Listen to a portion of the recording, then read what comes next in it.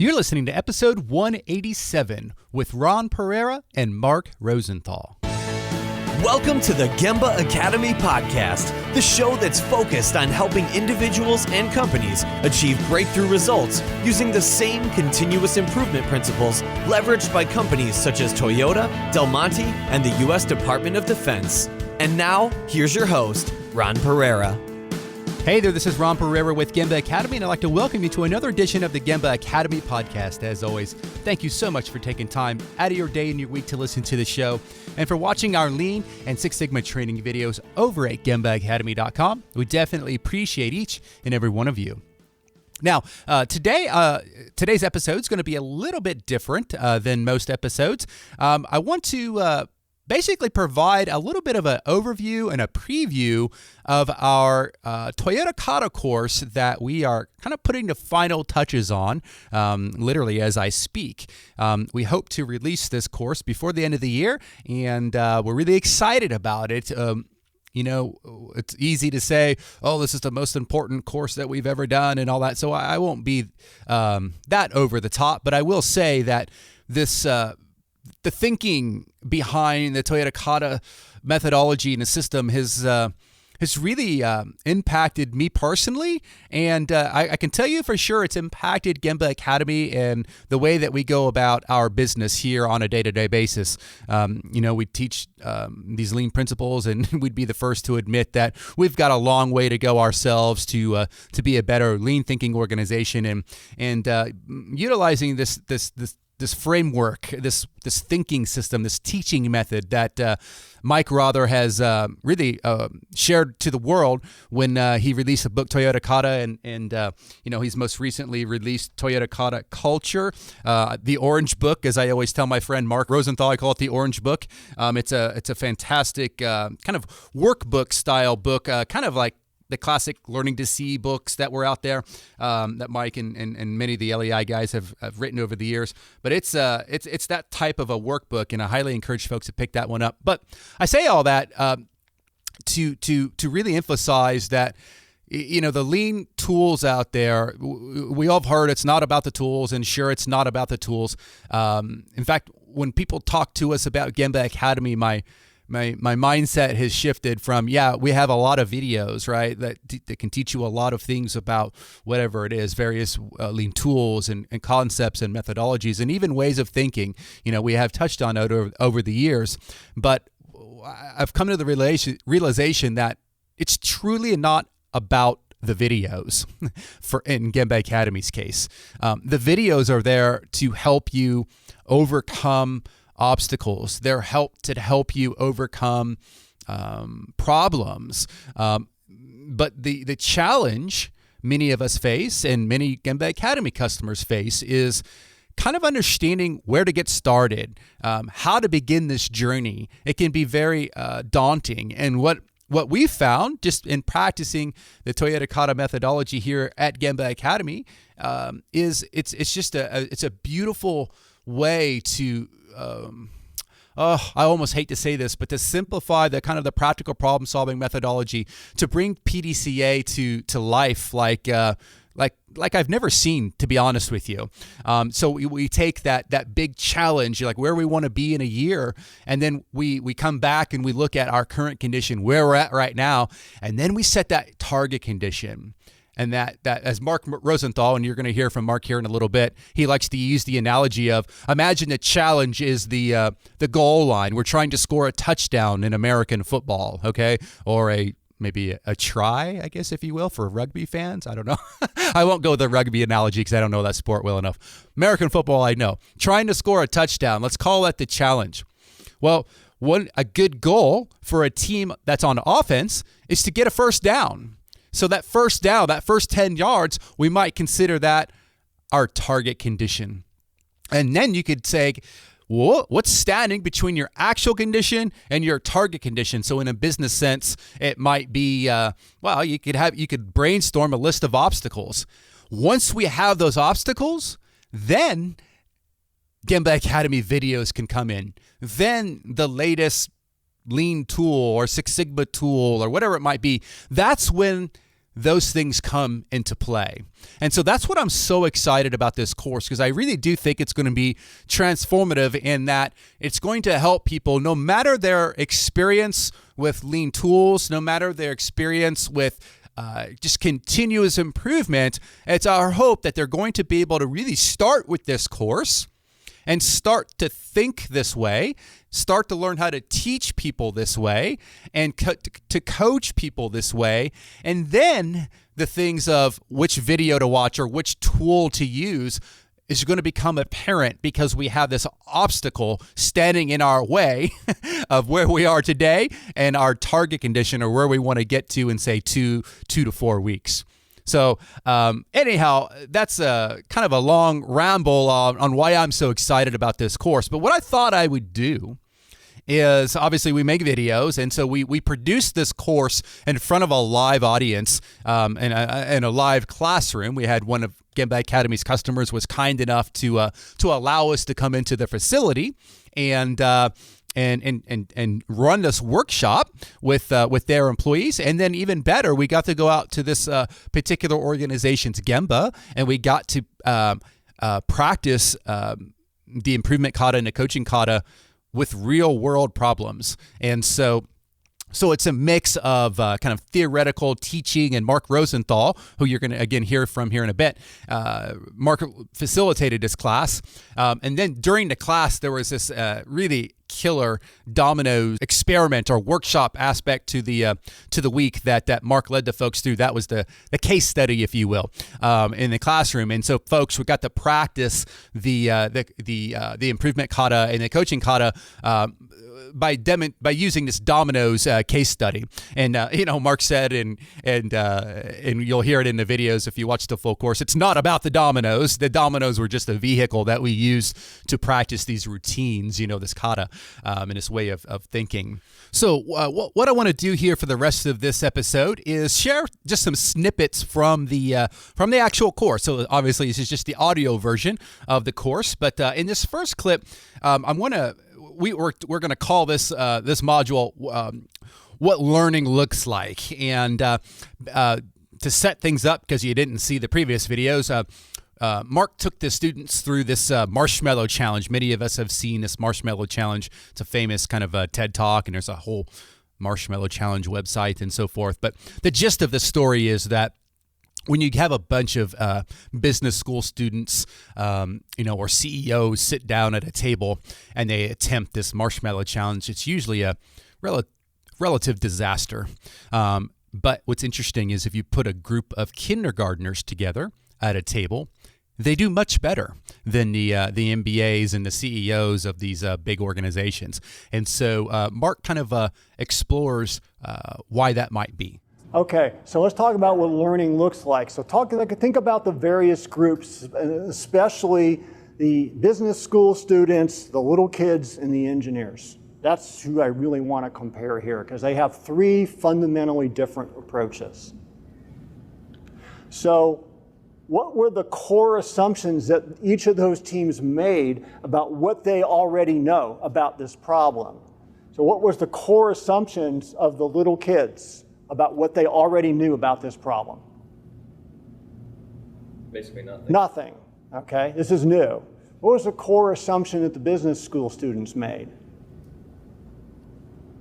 That their model would work. That their model would work, that we understand what to do here. We know how to do this. Now, the truth is the same for both of those groups. It's new to both. Neither of them has encountered this before.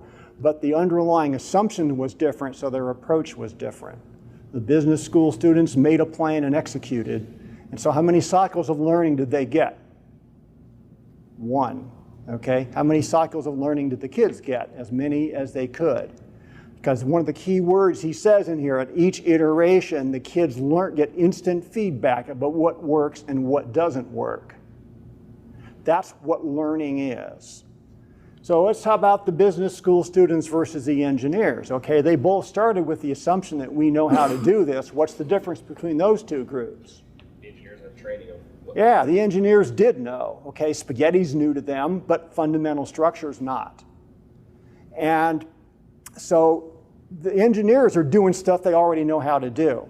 So of all of these groups, which ones learned the most? Kids. Yeah, the kids. Because they start with a baseline of very little and they built like the second tallest structures as a group. The engineers built taller structures, but they're just doing what they already know how to do. They likely didn't learn very much. They've been building bridges out of popsicle sticks since they were sixth graders. Now, from here, Mark goes on to explain, or he kind of elaborates on what happens when you place incentives, monetary incentives, on top of this game. And I won't spoil the surprise, so you'll have to kind of check out the whole course for that. But it is truly interesting stuff. So Mark kind of begins the day just with the way that we think and the way that we learn as human beings. Now, I want to kind of fast forward a little bit. There was some more kind of introductory type stuff that Mark explores. Then I want to jump right into where Mark kind of talks about the improvement kata side of things. So let's talk about this improvement kata thing, okay? Because it's a model. So there's 4 steps, and you're going to have them memorized by the time we're done. The first is to understand the direction or challenge. Now, the verb here is to understand, because we're talking from the perspective of the person who's doing the improvement, who we're going to call the learner. Understand what the bigger picture is. Why am I working on this? Okay, what problem am I trying to solve? What am I trying to learn about? Then grasp the current condition. Where am I now in relation to that? What do I know? What do I not know? What is my threshold of knowledge? Where's the boundary? What do we actually understand about this? And be able to articulate it at a much lower level of detail than we're typically used to, with evidence. Then we say, okay, where am I going to go first? Because the challenge typically is pretty big. So where's my first major milestone? What would that look like after I'm there? That's your target condition. Where am I striving to go next? And then what are the obstacles I'm going to have to overcome in order to get there? What will I need to learn? That makes sense? And then we get to actually work on trying stuff, and we run experiments against those obstacles one by one, iteratively, to try to solve the problems. We're running experiments with the purpose of deliberate learning rather than just throwing stuff on the wall and seeing what sticks. So it's a little bit different than a lot of the times. You're not just brainstorming ideas, building up a Kaizen newspaper and implementing them. That's what the business school students did. Now let's go ahead and fast forward an hour or so from that improvement kata discussion and transition into the coaching kata discussion. Okay. So the second practice routine, because where do the coaches come from, right? So what Mike did was he dissected, here's what his research did, was he parsed hundreds and hundreds of coaching conversations at Toyota. And he said, okay, it's just a conversation there. It really is. But what are the key elements that are always covered? And that's what he extracted that he calls the 5 questions, which we'll go through in a bit. Okay? So it's a routine for learning how to coach the improvement kata, and that's the way to think about it. If you follow this routine and you do it with deliberate learning, meaning you're going to get it wrong and you're okay with getting it wrong and reflecting and correcting, then you become a better and better coach. So a lot of words there, but fundamentally the whole point here is your daily work of a leader in this organization is developing the improvement skill of the people who work for them. Now, think about this from an organizational standpoint. Who's doing the heavy lifting of improvement at Toyota? Anybody know? Actually, the heavy lifting happens at that first level of leadership. The heavy lifting happens in supervisors, somewhat with team leaders, manufacturing engineers who are down very close to the work. They're the ones doing most of the heavy lifting. They probably create 85% of the actual improvements there. Okay, so what's this? Why are we engaging the workers so hard? Because there's a lot of time and energy spent to give them the opportunity to engage. What's the ROI? That's the farm team. Who are my next team leaders? Who is willing to step up and try to become a better improver? And the minute you do, that team leader is going to latch onto you and start coaching. Okay, that's what happens. So if you're interested in more of that, Jeff Liker's book, The Toyota Way to Lean Leadership, is a really good read on how all that mechanism works. So together, the Improvement Kata and the Coaching Kata, they help you teach and develop essentially a system of managing your way through problems and managing your way through the unknown. Okay, so sound scientific thinking, another picture of the same thing. We've got here, just to help you understand, this long-term vision here, that's perfection. That's perfect one-by-one flow, exactly at the cadence of your customer demand, waste-free, the stuff you'll never get to. But anything that moves you in that direction is the right way to go. The next piece we have is we've got a challenge that is from the organization. This is where we need to be performing typically a year to 3 years from now. That is a lot of mechanisms for doing that. One of them is Hoshin planning, if you ever heard of that. We call it policy deployment sometimes. It's normally not done particularly well, but that's where that comes from. Then you have your current condition. This is where you're at right now. You set the next target condition, which is typically 1 to 3 weeks. I'm going to say, or 1 week to 3 months. I'm going to say for just starting 2 weeks as your default, unless you have a really good reason to do something else. Okay? You got all these nasty things called problems and obstacles. Now look at those obstacles. Anybody here have a shortage of problems to deal with? Okay, I never have somebody raise their hand when I ask that. There's all kinds of issues out there, and the purpose of this structure is so you have permission not to try to fix them all at once. The only ones I'm concerned about are the ones that are stopping me from getting from here to here. And it's just enough of them to get here. I don't need to even deal with everything on the list sometimes. So that's kind of what we call the improvement corridor. We're going to use this model a couple of times. And the coach's job is to keep the improver between those guardrails and to stop the improver from going and chasing stuff that isn't relevant, because that wastes time because it's not moving in a coherent direction. We're going to go through this a couple of times. I'm going to be a little bit repetitive about it because this is some of the core stuff. Okay, so that's what good practicing is I'm between the guardrails. So same model, this is just Mike Rother's picture. Where's my improver? Where's my learner? Is my learner between those rails, or is my learner outside in a teachable moment to ask them, okay, what are you working on right now? Is that contributing to getting to the target condition? Please explain. And sometimes it does, and I just don't get it, but I want that learner to be able to articulate it to me. That's my job, is to learn what they're thinking. That make sense? Okay, so you want to learn anything, okay? Here are the keys you got to have. First is you got to practice frequently. You can't do this once a week. You can't do this twice a year. Ideally, it's for a short period of time every day. Even masters will tell you they can handle this. What the very, very best people practice maybe a few hours a day, but even then they need to take breaks. It requires a tremendous amount of concentration. But how did Dustin do it? 5 minutes a day, right?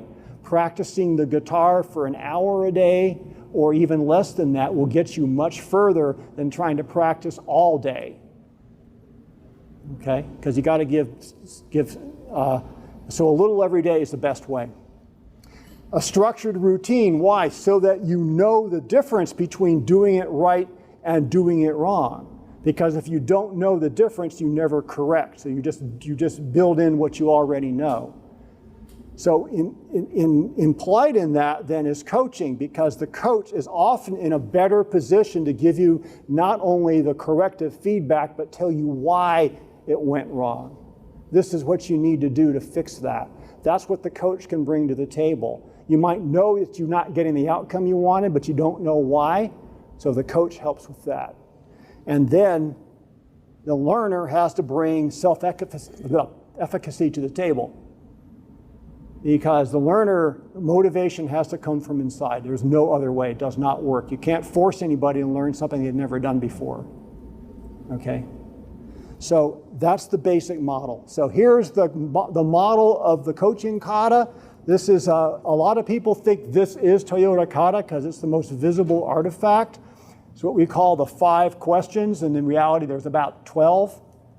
It evolved over time as over tens of thousands of experiments as people dialed in and contributed to what's the best order and the best follow-up questions to ask. So what I'm going to do is I'm going to go through the questions. You'll be hearing them many, many times. I'm going to go through them. I want to show a video of an actual coaching cycle. And I'm going to tell you right now, there's a lot to learn from it because there's a lot of stuff that I would change. So it'll be your challenge is to see what you can spot. And then we're going to kind of be prepared to move on to the next phase. So that's kind of where I'm at right now. So what is your target condition? So what am I curious about here? I'm curious about whether the learner knows where they're trying to go and when they need to get there. Okay, and they can state it as a description of what the future will look like. Again, we'll get into this in excruciating detail this afternoon. Then, okay, where are you trying to go? Then where are you now? So what's the gap? And I'd like to see apples and apples here. Can I make a direct comparison between one and the other? Then my cards will be a little different because everything's on the front, but that's fine. You can use whatever cards you like. You can download Mike's cards from the web. Then he flips it over, and we do a deliberate reflection because this is what drives learning, okay? The back of the card, the reflection questions are the most important. And I'm going to bring think about this for a second in terms of how different would an action item be in a staff meeting is if the next week we asked these questions about the action item, okay? What did you plan as your last step? So we're kind of reviewing what we intended to do. What did you expect as an outcome of taking that step? So then, okay, so what actually happened? That's what we never ask. And what we never ever ask is, what did we learn?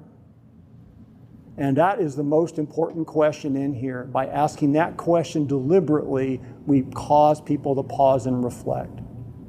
That'll be harder than you think, okay? Because it's really easy to get sarcastic here. Okay, then we turn the card back over. Okay, so what obstacles do you think, it's your opinion, learner, are right now preventing you from reaching your target? So Mike used the word obstacle instead of problem. Toyota will use the word problem, but to most of us, the word problem has a lot of social baggage because problems are things we try to avoid rather than solve. So he's being really clear, and so we use the word obstacles in here. Which one are you addressing now? Now think about, why is that a critical question to ask right now? You gotta pick something. You gotta pick something to work on. What's the alternative? Doing nothing, which is the same as trying to solve a bunch of problems with one solution, okay? So I've been in these meetings, maybe you have, where there's a lot of debate about what to do, but everybody's really advocating solving a different problem. And once somebody says, wait a minute, what problem are we trying to solve? Then the thing comes together. Ever been into that meeting like that? Okay. That's what's going on. Okay. You can't solve everything at once. We're just working on one thing at a time. Because that's how you get there. Okay. It's that methodical step by step will get you there a lot quicker. So you go fast by going slow here. Okay, so what do you plan as your next step or your next experiment and predict what you're going to learn or what you think is going to happen? What do you expect? You're either going to cause something to happen, you think you are, or you expect to learn something. So we're going to make you write those things down ahead of time. Then, how quickly can we go and see? And what am I trying to do here? First, I don't want to read the whole question. This sounds a little awkward, but every word's careful. How quickly can we go and see what we have learned? Why do I ask that as a coach? I even fall into it. I say what you have learned, but I don't know either.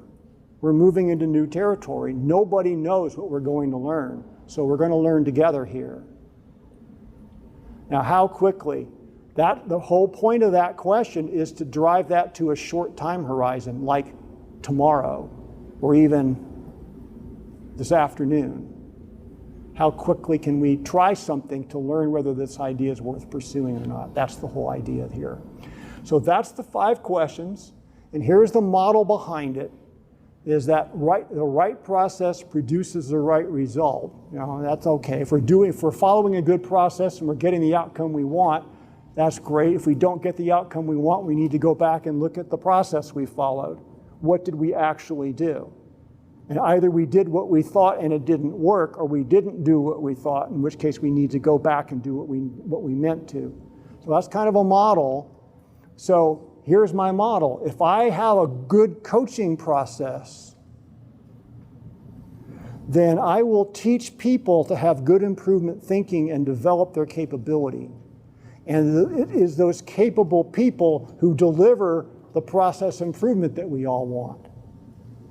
So, what's the alternative? There isn't one. So think about this. The alternative is that the leader up here is the one with all the answers and goes around everybody and does all the improvements herself. Well, that's only one brain, doesn't work that well. Better be everywhere at once and better be right. Okay, we're back to General Bosquet at that point. So think of a sports metaphor here. Coach, who's responsible for wins and losses on a sports team, especially at the collegiate or the professional level? Who gets fired if the team does really, really badly? Coach. Coach is responsible for the outcome. That's no different here in business. The coach is responsible. Okay, coach is the boss. Can the coach play? No. The only lever the coach can pull is player development, and to make sure they have fundamentals down and that they're thinking the right way in those dynamic situations and that their habits are good. That's all the only lever the coach can pull.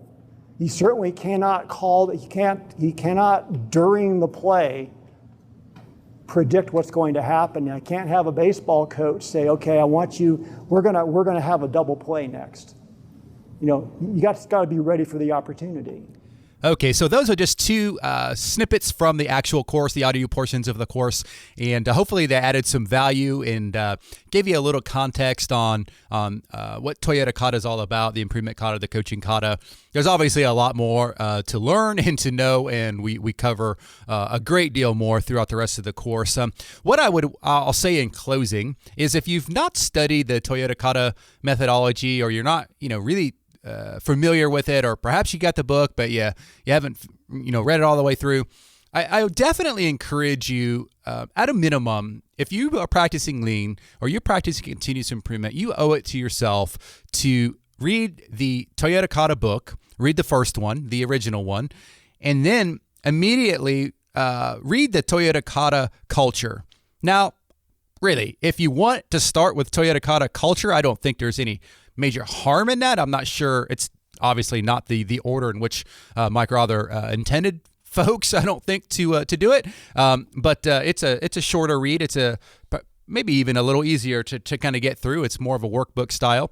But Toyota Kata culture, the orange book, and then Toyota Kata, start there. And then Mike rather shared a bunch of free resources on his website, and I don't have the URL memorized. It's associated, I believe, with University of Michigan. So we'll link to that in the show notes. So just go over to gembapodcast.com and then look for episode 187. And we'll link to Mr. Rother's website there. Again, he's got all kinds of free resources, downloadable templates and cards and so forth. And there's tons of videos. I think they link out to YouTube where you can see people kind of practicing the Improvement Kata and the Coaching Kata. So definitely encourage you to check those things out. And then obviously, once we have the course up and running on Gemba Academy, we would invite you to come check that out. You can obviously always sign up for a 3-day trial and take a test drive. Even today, you can test drive what we've got to offer. That's kind of our sales approach. We'd let you look at it and see if it's a good fit for you. And if it is, we'd love to have you as part of the family. So that's what I got for this particular episode. We'll get back to our normal show here next week. But again, gembapodcast.com. Look for episode 187 for the show notes and an additional study material for you. All right. Thanks for listening, and we'll talk to you next week. Thanks for listening to the Gemba Academy podcast. Now it's time to take a free, no strings attached, fully functional test drive of Gemba Academy's School of Lean and Six Sigma over at gembaacademy.com. Gain immediate access to more than 500 Lean and Six Sigma training videos free of charge at gembaacademy.com.